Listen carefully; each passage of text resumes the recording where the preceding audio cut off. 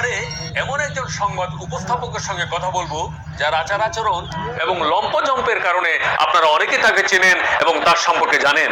আচ্ছা, আপনি কতদিন ধরে সংবাদ পরিবেশনা মানে সংবাদ নিয়ে কাজ করছেন? কি বলছেন আপনি? আপনার তো জানা থাকা উচিত আমি কতদিন ধরে এই চ্যানেলে কাজ করছি। আমি তো আপনার সামনে বসে আছি, তারপর আপনি এভাবে চিল্লাচ্ছেন কেন? এটা আমার অভ্যেস, চিৎকার না করলে আমি ভোট পাই না।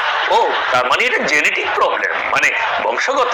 তা বলতে পারেন, আমরা ছোট থেকে বড় হয়েছি এই চিল্লাচিল্লির মধ্যেই। হ্যাঁ, তবে আপনার ওই সংবাদ পরিবেশনে আপনার ওই চিল্লানিটা দেখলে মনে হয় আপনি একসময় ক্যানভাসার মানে রাস্তার হকার ছিলেন।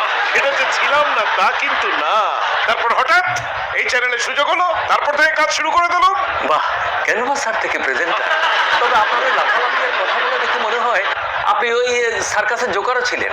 ঠিক ধরেছেন, ছেলেবেলা থেকে সার্কাসের জোকারদের আমি খুব কাছে থেকে দেখার সৌভাগ্য পেয়েছিলাম। মনে করেন আমার ওখান থেকে শুরু আর কি।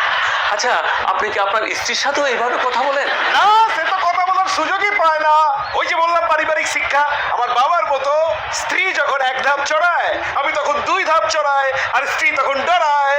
আপনার জীবনের দুঃখ কি? আমি যখন দুঃখের কথা বলি তখন লোকজন হাসে, হাসির কথা বললে লোকজন উত্তেজিত হয়ে যায়, আবার উত্তেজনার কথা বললে তখন মারতে আসে। কোনো কিছুই তাদেরকে বিশ্বাস করাতে পারি না, ব্যর্থ হই। তাহলে এবারে আমরা আপনার একটু যে উপস্থাপনার অভিনয় দেখবো।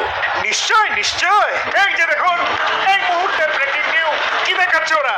হ্যাঁ, আমাদের দেশের বিরুদ্ধে কি বলছে? আপনাদের সবাইকে বলছি, আপনারা দেখুন, আমি কিছু বলবো না। ও ও, আর থাকবে না, আর থাকবে না। না, আপনারা সবাই কাঁপিয়ে দিন, আপনারা সব কাঁপিয়ে পড়ুন। কি হচ্ছে, কি হচ্ছে সব? আমি এসব কিছুই মানি না, প্রশ্নই ওঠে না। বসে পড়লেন কেন? উঠুন উঠুন উঠুন। আর এভাবে লাফাবেন না, বেশি লাফালাফি করলে আবার পা ভেঙে যেতে পারে, বুঝতে পেরেছেন? আর শুনুন, গুজব ছড়াবেন না, আপনার এই সমস্ত গুজবে কেউ কান দেয় না।